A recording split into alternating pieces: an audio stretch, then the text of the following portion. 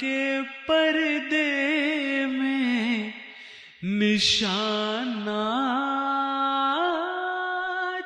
کا مخزن، قرآن کا ہر حرف کرامات کا مخزن۔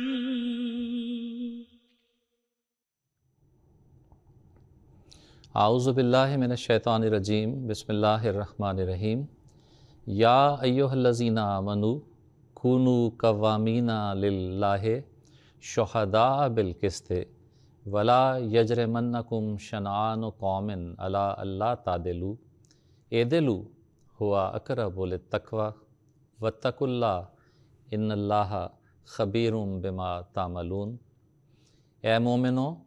سورۃ مائدہ کی اس آیت کا ترجمہ یہ ہے کہ اے مومنو، اللہ تعالیٰ کے لیے گواہی دیتے ہوئے، انصاف کے ساتھ گواہی دیتے ہوئے کھڑے ہو جاؤ، اور کسی قوم کی دشمنی بھی تمہیں اس بات پر آمادہ نہ کرے کہ تم عدل کا سلوک چھوڑ دو۔ عدل کیا کرو کیونکہ وہ تقوی کے زیادہ قریب ہے، اور اللہ کا تقوی اختیار کرو، یقیناً اللہ تعالیٰ ان تمام اعمال سے جو تم کرتے ہو خوب باخبر ہے۔ یہ آیت سورۃ المائدہ کی جو مسلمانوں کو یہ نصیحت کر رہی ہے اور بتا رہی ہے کہ عدل کا کیا مقام ہے، مذہبی رواداری کا کیا مقام ہے، اور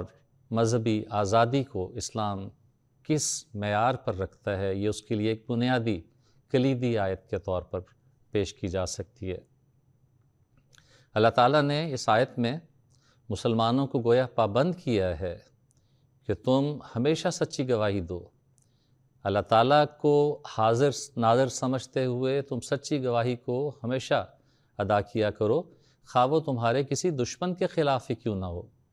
اور اگر تمہیں سچی گواہی دینے کے لیے اپنے دشمن کی تعریف بھی کرنی ہو اور گواہی سچی ہو، تو ضرور وہ سچی گواہی دو،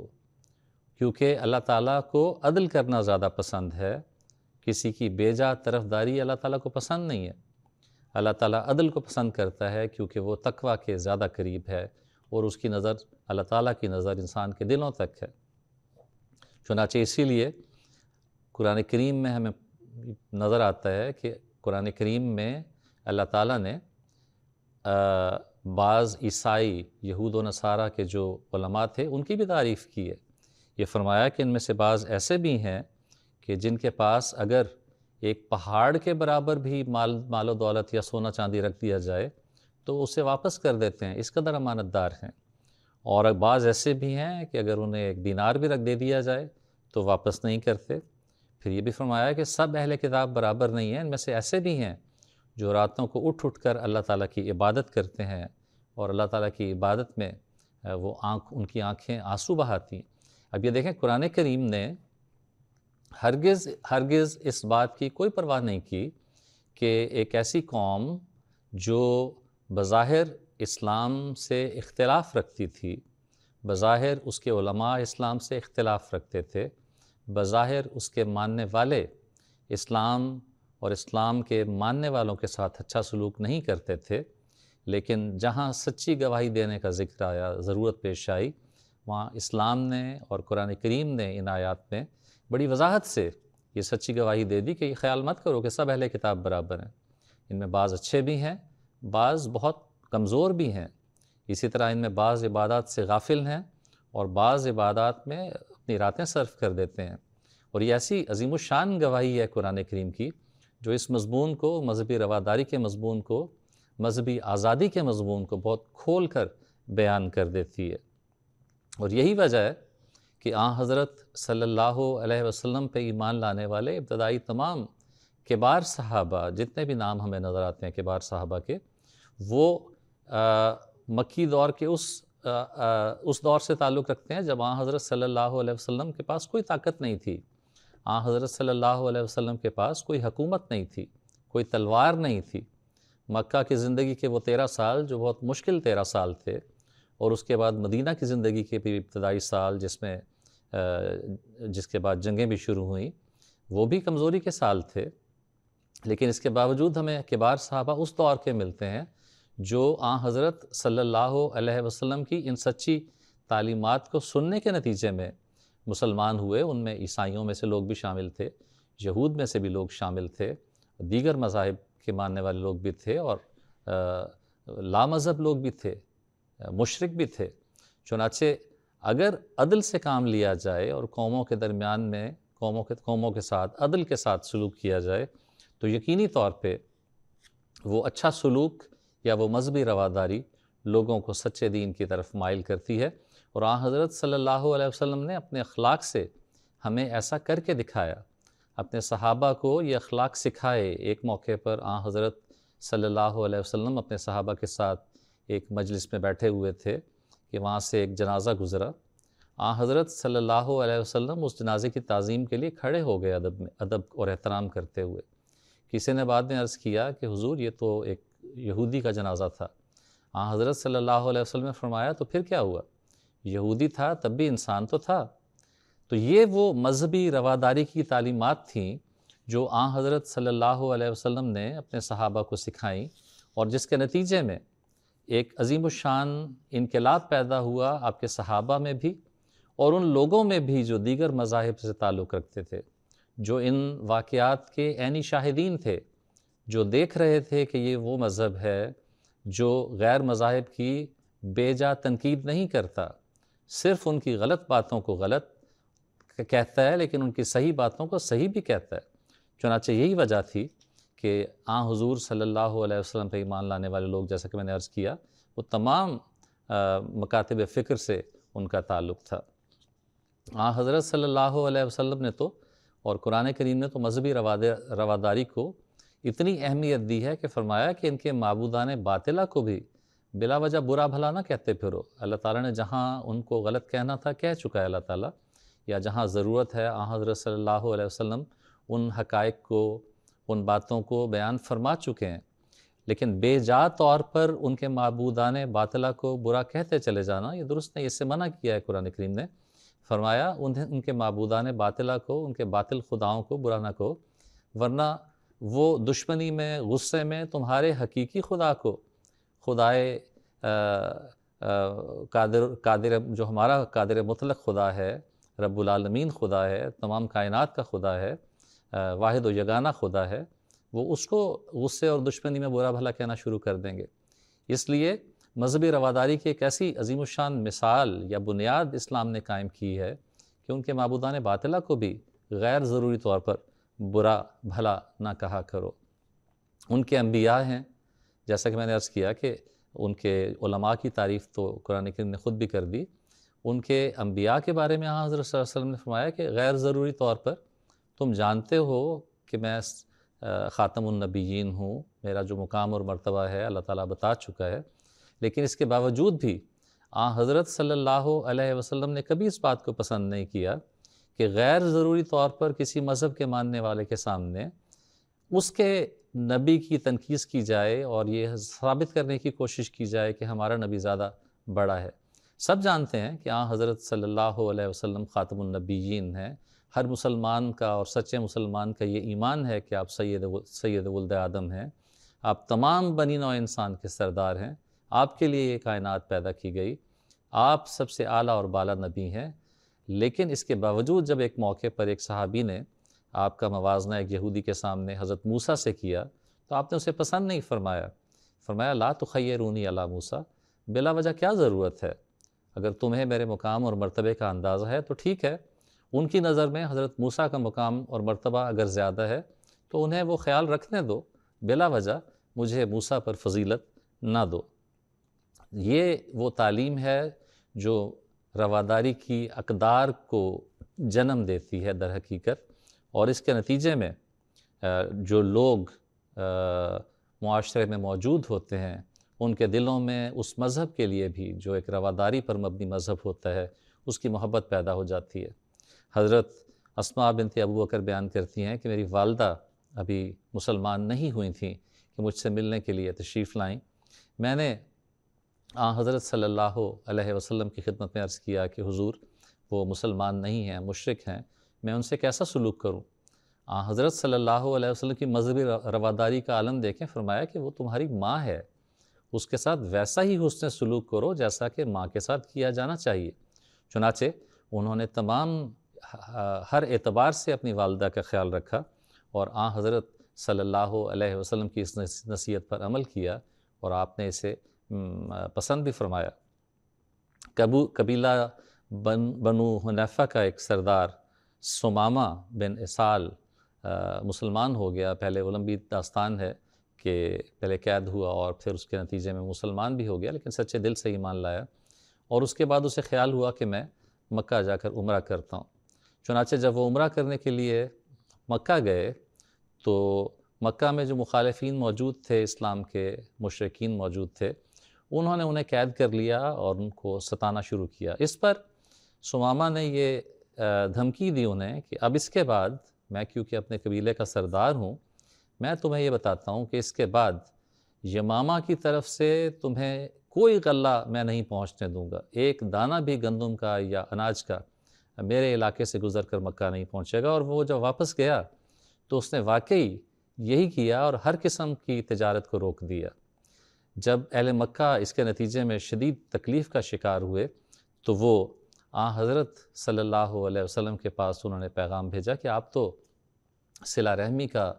کی تعلیم دیتے ہیں، آپ کا دین تو صلہ رحمی کی تعلیم دیتا ہے، اور ہمیں اس اعتبار سے اس تکلیف کا سامنا ہے، تو آپ ثمامہ سے کہیں اور اس بائیکاٹ کو ختم کروائیں۔ چنانچہ حضرت صلی اللہ علیہ وسلم کے کہنے پر اور آپ کے ارشاد پر ثمامہ نے یہ بائیکاٹ ختم کیا۔ لیکن آج کل ہم دیکھتے ہیں، دنیا کی آج کل کی جنگوں میں ہم دیکھتے ہیں کہ سب سے پہلے جنگی ہتھیار کے طور پر اس بائیکاٹ کو استعمال کیا جاتا ہے، ان پابندیوں کو استعمال کیا جاتا ہے، اور اس بات کا بالکل بھی خیال نہیں کیا جاتا کہ اس کے نتیجے میں عوام الناس کو کس قدر تکالیف پہنچتی ہیں، عوام الناس کے لیے وہ زندگی کس قدر مشکل ہو جاتی ہے۔ جو ملکوں کے درمیان جنگیں ہوتی ہیں اس کا ایندھن کمزور اور معصوم عوام اور بچے اور عورتیں اور بوڑھے بنتے ہیں۔ حضرت صلی اللہ علیہ وسلم کی جو مذہبی رواداری جب آپ مدینہ تشریف لائے، جو آپ نے میثاق مدینہ چارٹر آف مدینہ کے نام سے جو معاہدہ یہود کے ساتھ کیا تھا، وہ ایک بہت بڑی مثال ہے مذہبی رواداری کی۔ میثاق مدینہ میں حضرت صلی اللہ علیہ وسلم نے خصوصیت کے ساتھ اس بات کو شامل فرمایا کہ یہود کو مکمل طور پر مذہبی آزادی دی جائے گی، جو بھی مذہبی عبادات وہ اپنی بجا لانا چاہیں انہیں مکمل طور پر آزادی ہوگی۔ پھر یہ ایک اہم شک تھی یہود کے ساتھ جو معاہدہ کیا گیا، اس کے بنیادی جو فریق تھے وہ انصار مدینہ تھے، مہاجرین تھے اور یہود تھے، کیونکہ یہی زیادہ بڑے طاقتور گروپ تھے جو وہاں موجود تھے۔ تو اہم شک یہ رکھی گئی کہ مہاجرین اور یہود جو مدینہ میں موجود ہیں وہ امت واحدہ تصور ہوں گے، امت واحدہ ہوں گے، ایک جماعت ہوں گے۔ آج کل دنیا میں ایک ظلم کا، بربریت کا سلسلہ جاری ہے، اور ہم جانتے ہیں کہ مذہبی فرق اور مذہبی اختلاف کی بنیاد پر قوموں پر ظلم کر رہی ہیں۔ اسلام کا نام لینے والوں پر ظلم کیا جا رہا ہے صرف اس بنا پر کہ وہ لا الہ الا اللہ محمد رسول اللہ کہتے ہیں، لیکن حضرت صلی اللہ علیہ وسلم کی تعلیم اس سے یکسر مختلف تھی۔ آپ نے جب معاہدہ کیا اور مدینہ پہنچنے کے بعد جو پہلا چارٹر سائن کیا وہ یہ تھا کہ امت واحدہ ہوں گے، یہود بھی جو مدینہ میں رہتے ہیں، انصار بھی اور مہاجرین بھی، اور یہ سب مل کر مدینہ کی حفاظت کے ذمہ دار بھی ہوں گے، سب مل کر مدینہ کی حفاظت کریں گے اور ایک دوسرے کا ساتھ دیں گے۔ تو یہ ایک دوسرے کی خیر خواہی کریں گے، ایک دوسرے کو کوئی نقصان نہیں پہنچائیں گے۔ تو یہ سب اس چارٹر کا حصہ ہیں جس کا میں ذکر کر رہا ہوں۔ لیکن بعد میں بعض بے ضابطیوں کی وجہ سے، بعض مرتبہ یہود کی طرف سے اس چارٹر کی خلاف ورزی کی وجہ سے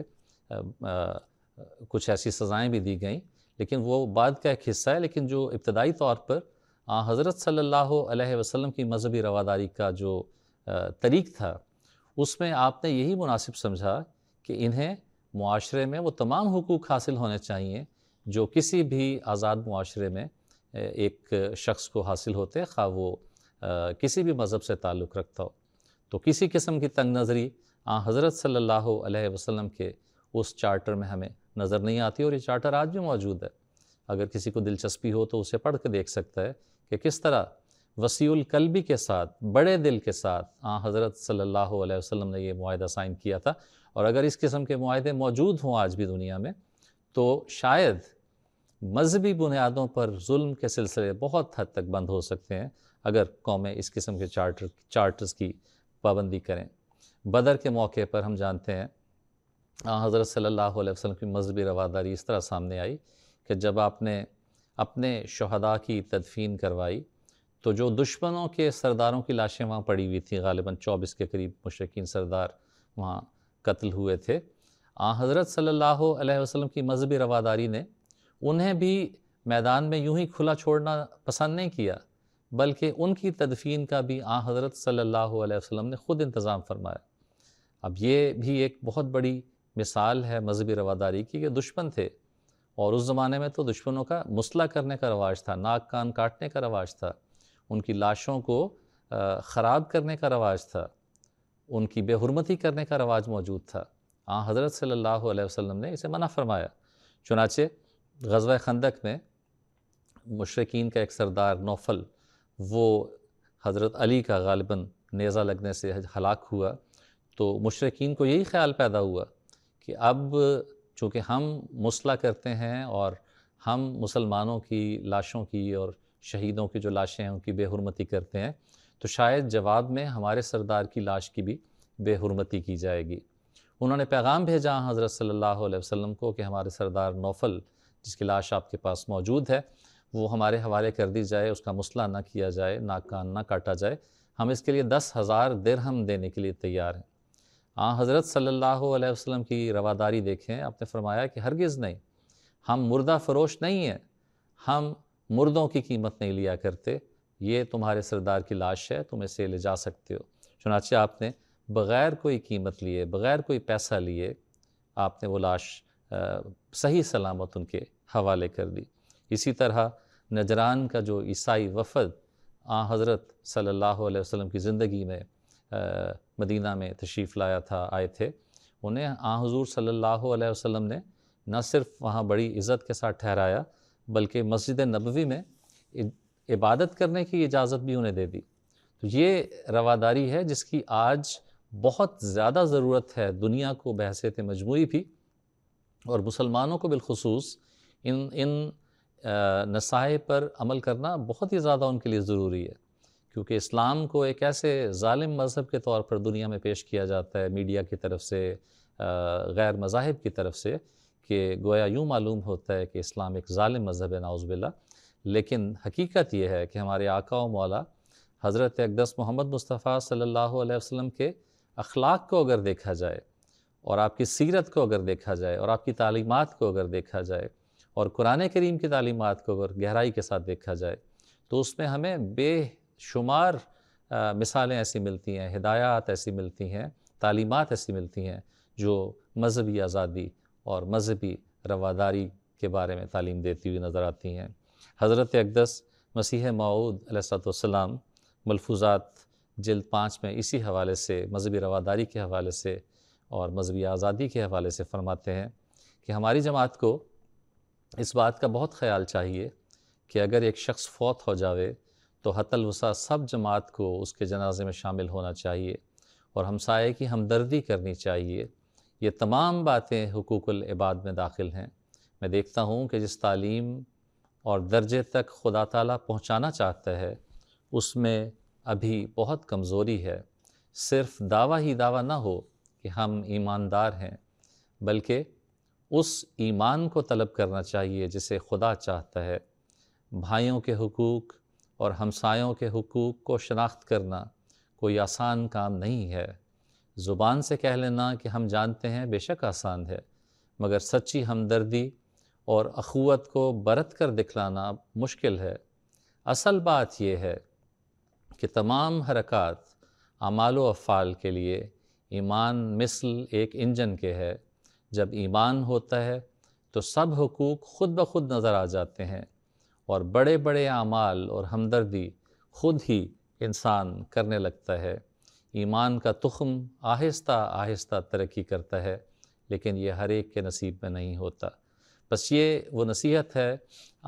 حضرت مسیح موعود علیہ السلام کی، جو آپ نے حضرت صلی اللہ علیہ وسلم کی تعلیمات کی روشنی میں اپنی جماعت کو دی، کہ ہر ایک کی ہمدردی کرو، حقوق العباد کا خاص طور پر خیال رکھو۔ اور ایک موقع پر تو آپ نے فرمایا کہ میں دو ہی مسئلے لے کر آیا ہوں، ایک خدا تعالیٰ کی توحید اور دوسرا بنی نوع انسان کی خدمت اور حقوق العباد۔ تو اللہ تعالیٰ ہمیں ان تعلیمات کو پھیلانے کی بھی توفیق دے، ان تعلیمات پہ عمل کرنے کی بھی توفیق دے، تاکہ دنیا میں اسلام اپنی اصل شناخت کے ساتھ اپنی اصل شکل میں دنیا کے سامنے آ سکے، جو بہت ہی خوبصورت شکل ہے، جو بہت ہی خوبصورت دین کے طور پر اللہ تعالیٰ کی طرف سے دنیا کو عطا کیا گیا ہے۔ اللہ تعالیٰ ہم سب کو اس کی توفیق عطا فرمائے۔ وآخر دعوانا ان الحمد للہ رب العالمین۔